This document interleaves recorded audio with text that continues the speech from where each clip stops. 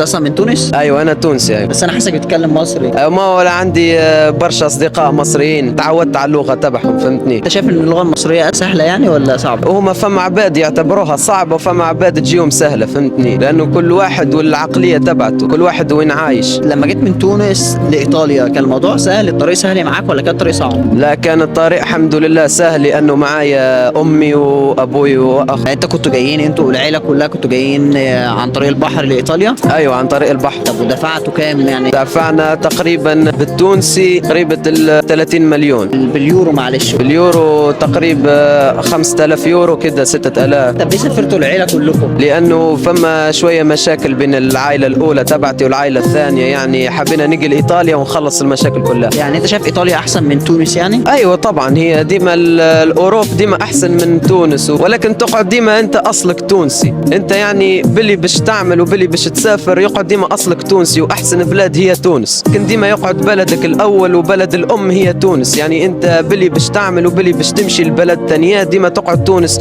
احسن بلد واحسن حاجه. انا عايز افهم حاجه برضو، طب ليه سافرتوا العيله كلكم مره واحده؟ لانه امي هي يعني تخاف عليا فهمتني، ما خلتنيش اجي لوحدي، وهي تعرفني لما انا اجي وحدي لايطاليا يعني اكون ولد ثاني، حبت هي تجي معايا لمصلحتي والمستقبل، يعني باش ما اعملش ماشيش يمين طريق يمين وطريق يسار، نمشي ديما دريت ودريت الحمد لله. وانت جيت اصلا وانت كان عندك كام سنه ساعتها؟ جيت معايا 14 سنه. كان المشوار كان صعب معاكم؟